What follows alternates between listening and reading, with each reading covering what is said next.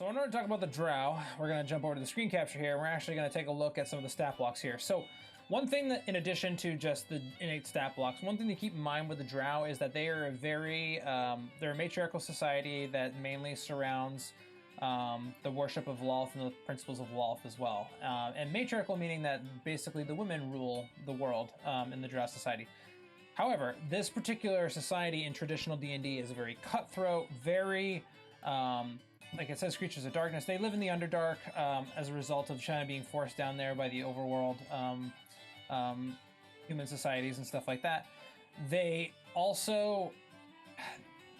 very brutal to each other. So within Drow society, there are actually different houses typically, and these houses are basically always competing with each other. So they almost are basically kind of their own worst enemies in a sense, because there never really is a whole organized Drow force from an entire, like all the houses working together towards a common goal, unless a couple of houses are working towards the common goal of throwing over another house. So, and there's a lot, it's very interesting too, because if they don't overthrow a completely an entire house, they actually are then hunted because they didn't finish the job and they're therefore seen as weak. Basically, they're extremely brutal. But with all that context of them being extremely brutal, ruthless, kind of, and again, this is the traditional D&D setting when we're talking about this. The general stat block for a Drow Elf in the 5th edition game is kind of lackluster, but it's not intended to be that way. So when you look at this, like, this is just your stereotypical, just regular Drow person. However, there are different tiers of Drow and different hierarchies within even a Drow house that then lead to different kind of abilities and skills.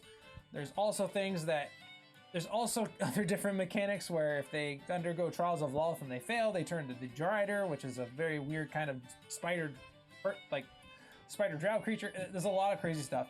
But when we look at the base Drow stat block, and when you're using your Drow, I would use them as, at least this particular Drow, as part of a group led by a much stronger Drow that either you homebrew or you borrow from some of these other ones up here, like your Drow Mage, your Priestess, your Arachnomancers, or even your Matron Mothers. But use them as tools, or whether they're going to be just like underlings or something along those lines, or whether they're going to be minions or something like that. Or you can even boost some of these up, because especially with Drow, they have to be a threat. You can't, or my personal opinion, you don't want them to just be pushovers, because it's not going to make it feel like they're actually this very strong, brutal, like kind of violent kind of character, like in this case monster, that it really should be. If your players are dealing with Drow society and they're on the bad end of the Drow society and they've made someone very upset, they should fear for their lives, because these particular individuals will hunt you down. That's what Drow do. If you slight them, they will find you and they will kill you. If you try to take out a Drow Matron Mother and you fail, the rest of the Drow house will find you and they will kill you. If you try to kill a Drow or Arachnomancer and you fail, they will probably kill him, but then they will also kill you. So there is a very interesting dynamic that kind of goes on here. But if we just look at the base Drow stat block, we've got a chain shirt, 15 armor class, 13 hit points, 30 feet of speed, plus 2 initiative. Very vanilla stats, with the highest being in dexterity and charisma. We got a perception stealth bonus. We've got undercommon and elvish. We've got dark vision out to 120 feet. We've got Fey ancestry, which we have advantage on saving throws against being charmed, and magic can't put the Drow to sleep. We've also got innate spellcasting with dancing lights, darkness and fairy fire. We also got sunlight sensitivity, so if they're in the overworld and they're in the sunlight, they're going to have disadvantage on attack rolls, as well as with some perception checks that rely on sight. They got a short sword attack that's a +4, and a hand crossbow attack that's also +4, doing just normal vanilla damage. With the exception of the hand crossbow, they can actually use Drow Poison, which is another thing that they actually get from being so, from being worshippers of Lolth and being in the Underdark. They actually create their own poison as a result, and they have that kind of innate ability to do so. They will then poison you for an hour. If they fail by 5 or more, they become unconscious while poisoned in this way. So these guys can be dangerous if used in the proper way. So if you fail your Constitution save by 5, if you're a player character in low tier play, you're actually unconscious. Period. Which is actually kind of an interesting kind of dynamic to use with a CR 1/4 creature in the case of this Drow. I find, like I said, it feels a little lackluster, but if you're doing this in a very tactful way, you can actually use these as, like I said, as maybe some sort of minion or something like that to a much larger, much more powerful Drow in the kind of hierarchy that you have there. If we move into Drow Mage, typically Drow Mages are male in most scenarios. It's actually kind of funny the way males are viewed in Drow society. They're basically garbage, and they're disposable. So think about that for at least in the context of how the matron mothers and the priestesses will actually look upon the male Drow that are in their society and how they feel and how they basically interact with them, because it's going to impact your roleplay. So I want to kind of stress here that the Drow aren't just their stat block. The Drow are also their history and also their culture and how you want it represented in your game. Now, you don't have to go with the traditional Lolth stance and the kind of, brutal, backstabbing, ruthless, violent societies that exist in that particular sense. You can utilize them in a different kind of way where they're very fervent followers of a very specific deity that maybe doesn't make them violent, but they believe that their way is the right way and the true way, and everyone else is wrong. Something along those, there's a lot of ways you can play around with the way the Drow work in your game. So just keep that in mind. Again, the Drow are much more than their stat block. We're gonna look at the Mage now, though. So if we look at the Mage, we've got a 12 armor class, 45 hit points. We've got all the stats here. I'm not gonna go too crazy in there. We get all of our innate spellcasting in addition to levitate as well. The Drow Mage is a 10th level spellcaster, giving them basically what amounts to some wizard spells. We're gonna have Mage Hand, Minor Illusion, Ray of Frost, Poison Spray. You can see them all kind of here. There's a pretty good balance between damage as well as defense as well as utility. But generally speaking, because this is going to be something you're going to throw against your player characters, it's going to have more things like greater invisibility, cloud kill, Avard's Black Tentacles, lightning bolt, web, misty step, witch bolt, shield, magic missile. You can see they're more combat oriented as a result of the fact that you're probably going to run into this thing in combat. If we look at the actions, though, we got a staff, and we actually have a summon later demon. We also have Drow Poison. Go figure. But not in the same sense of the normal typical Drow Poison. We actually are just doing some poison damage. You can also summon a Shadow Demon with a 50% chance of a success. They can summon a Quasit, or they can attempt to summon a Shadow Demon. So there's your Shadow Demon stat block. Here's your Quasit stat block, so maybe very different. And the Summon Demon appears in non-occupied space and can't summon acts as the ally of the summoner. It remains for 10 minutes until the summoner dies, or until the summoner dismisses it as an action. So that's the Mage. So they have this ability to bring in basically, Shadow Demon is probably what you're going to go for every time. But basically, they have this ability to, they're basically pretty good spellcasters. And again, they're just another piece of the hierarchy, but this is actually typically a male in this role. There's also, I believe this Arachnomancer would also technically be like your house sorcerer, so that's why they are a little bit more powerful. They have a higher challenge rating. This is kind of like more of like one that's like a sorcerer that's kind of like working their way up and stuff like that, but they're still very disposable as far as the matron mother is concerned. When we go into the Drought Priestesses, so in order to become a Drought Priestess, you actually have to go through these trials. If you fail your trials, you don't become a Drought Priestess, you become a Drider. If you win or you pass your trial, you become a Priestess. So, if we look at the stat block here, we're going to have some general kind of like same kind of stuff here. Armor class is pretty good with the scale mail. We've got some good hit points. We actually have proficiency in 3 saving throws in your Con, Wisdom, Charisma. We also have innate spellcasting again with Levitate as well, in addition to all the typical ones like Fairy, Fire, Darkness, and Dancing Lights. And because we're a Priestess of Lolth, we're actually going to be using our Wisdom scores, so we're basically we are kind of a cleric. In a sense, so we're going to get a lot of clericy type spells. So you're going to get your guidance, poison spray, resistance, spare the dying, thaumaturgy. Again, a lot of some curative magics, also some combat magics, also some utility magics. So just different things to kind of keep in mind as you're going through. And yeah, you're right, New Digital Blue. You'd likely see Drow as more as part of a group than a one at a time scenario. And you would think about building a custom CR rather than one versus party. Yeah, exactly. You're completely right, New Digital Blue. So I'm kind of putting these in a vacuum to kind of like give the explanation, at least of the stat blocks. But like you're saying, these should be combined together. It shouldn't just be like, oh, you're only going to be fighting like these base Drow. Usually these are a tool of some other Drow that is going to be part of a bigger scheme that also in your encounters are also going to be not just the only thing there. There's probably going to be a mage, there might be a priestess, all that kind of stuff. So things to keep in mind as you're kind of looking through this and building your encounters that typically you don't want to, especially, again, in my opinion, you don't want your player characters just going up against a couple of Drow and that's it. Unless that maybe these are assassins and maybe you give them, and you can easily homebrew in just some like a rogue level or two to kind of make these a little bit more dangerous. Something along those lines, because you want your Drow to feel very dangerous and you do not want your characters to feel like they can just do whatever they want when it comes to the way they act towards a Drow society, basically.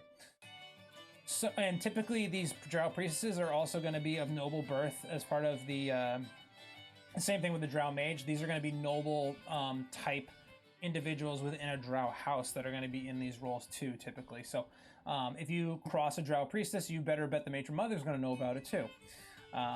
Let's get into the Arachnomancer just because we're going to have a little bit more stuff here. We got challenge rating 13. They can actually change shape. They can actually polymorph into a giant spider, which is kind of cool. We also got a Fey Ancestry. We also got our innate spellcasting with all the things that we just talked about before. We've also, this is kind of, and the Arachnomancer is kind of more of like a sorcerer type, warlocky type spellcasting. Actually, more sorcerer than warlock, actually, because you're gonna have charisma. New Digital Blue, you're right. The Drizzt books are really great explaining all this. You're gonna have a charisma as your ability score for your spells. You're gonna have chill touch. You're gonna get Eldritch Blast, which is actually kind of an interesting thing to know. That's why I initially was like, oh, warlock, but no, not actually necessarily warlock. And actually, yeah, maybe actually necessarily warlock, because now I'm looking at this. So we have 3 5th level spell slots where everything is upcast to 5th level. So we have all of these things. Plus we have some innate spell casting of 1 day apiece with Dominate, Monster, Etherealness, and Eye Bite. We also have Spider Climb innately as this Arachnomancer. And we also have Web Walker as well. We have multi-attack. We can make 2 poisonous touch attacks or 2 bite attacks. The first of these attacks in each round deals an extra 20 First of these attacks that hits on each round deals an extra 26 4d12 poison damage. So again, more of that Drow Poison. Depends on the form that you're in. If you're in humanoid form, then you're going to be using Poisonous Touch. If you're in spider form, you're going to be using Giant Spider form. If you are in Giant Spider form, you can also use your web that has a recharge. So these guys, pretty nasty as well. Much more of your kind of like your Drow sorcerer, sorcerer. When we look at the Matron Mother, challenge rating 20. So this is definitely much more of a end game kind of. Unless you can also still have your Drow Matron Mother as part of your storyline and stuff like that. And maybe your player characters have to appease her after maybe something bad happened and they kind of messed up, or maybe they just found themselves in a bad spot and they had to basically keep themselves from getting killed in a situation. I'm looking at you, Mighty Nine. So we have half plate, and we have 262 hit points. Really good stats all across the board, with the weakest one just being a 12 strength. We've got 3 bonuses in our saving throws. We've got a lot of great skills. We have immunities to a lot of conditions. We have our Fey Ancestry. We have our innate spellcasting, which in addition, we actually get Dancing Lights, we get Detect Magic, but we also get Clairvoyance, Darkness, Detect Thoughts, Dispel Magic, Fairy Fire, Levitate, and Suggestion. We also have a lot of stuff. So, when we have Lolth's Fickle Favor here, you can actually bestow the Spider Queen's Blessing on an ally. You can see within 30 feet. The ally takes 7 damage, but has advantage on the next attack roll it makes till the end of its turn. And yeah, she does help out the party, and she does help the party to obtain a goal to weaken other Drow house without expanding her own resources, and there are lots of hooks with the Drow Mage Mother. She's great. We also have magic resistance again. We've got a 20th level spellcaster with the spellcasting ability of Wisdom because, hey, guess what? We're probably going to be more of a cleric type character. So we got Guidance, Mending, Resistance, Sacred Flame, Thaumaturgy, Bane, Command, Cure Wounds, all the kind of stuff you would think. A nice mixture of buffs, debuffs, some damage in combat spells, a lot of curative stuff, and then also Gate, if you ever just need to get out.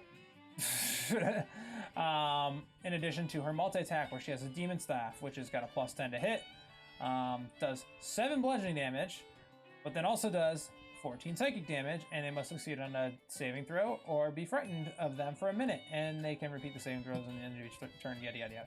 We also have the Tentacle Rod. This thing does a d6 bludgeoning damage, and if they're hit 3 times with the rod in one turn, the target must succeed a 15 saving throw or suffer the following effects for a minute. Their speed is halved. So it's okay. So this is going to be kind of funny. They have multi-attack where the 2 Demon Staff or 3 Tentacle Rod attacks. If they hit all 3 times with the Tentacle Rod, their speed is halved. They have disadvantage on Dexterity saving throws, and they can't use reactions. Moreover, on each of their turns, they can't take either an action or a bonus action, or they can take either an action or a bonus action, but not both. At each end of each of their turns, they can repeat the saving throw again. So the Tentacle Rod is a great way to kind of manage a situation too, but she's not going to necessarily rely on some of this stuff. She's more going to rely on a lot of her spellcasting, because look what she's got. She's got some great stuff. She's got harm. She's got there's just so much good stuff here. And you can upcast a lot of these things and like maintain the battlefield and just kind of like maintain everything while you're basically your minions and your resources take care of everything for you. She's also got 11 legendary actions. She can actually summon a Retriever or a Yokel. A Retriever is a CR14 construct that is basically immune to everything and does a lot of damage. Or a Yokel, which is even scarier at times, depending on who you ask. And it appears and can't summon another one. Acts as an ally and can't summon other demons. And then not only that, she can also compel a demon within 30 feet to use their reaction to take an attack. And then she can also cast a spell and use her Demon Staff as legendary actions. So, but the biggest thing with this Matron Mother is that she is going to be the master manipulator of the entire Drow house. She's going to be surrounded by the other Drow, and she will murder. Yeah, basically, what New Digital Blue says, she will murder you unmercifully while you are trying to wade through her minions, because she will be surrounded by so many of her followers and so many of her other Drow house members that you will never get to her, and she will just completely eviscerate you entirely. So, the Drow Matron Mother is a great end game. Or just in general, just a great in-game kind of NPC to throw out your party in general. I don't want to say monster because that's not what I think of. I think with Drow Society especially, there's a lot more opportunities for roleplay and intrigue and politics and manipulation and all kinds of really cool, interesting situations that can put your player characters in a real big pickle. So guys, I hope you enjoyed that. That's actually going to wrap up this part of the Twitch stream. We're actually going to stay on the Twitch stream, but for you two guys, that's going to be the end of our actual Drow discussion. If you guys have any questions, make sure you leave comments down in the comment section. If you're on Twitch, down in the quest board. Also, if you want to learn more about Drow, you can always hit us up on the Discord. We actually have free maps that you can actually have that you can that we use from our actual stream game, which we actually will play on Wednesday this week, the week of the 26th. However, following that, we will start playing Tuesdays at 8:30 p.m. Eastern Time on this Twitch channel as well. Also, links for everything that I've been talking about is all in the description below. And again, I hope you guys learned something tonight. And until next time, happy gaming.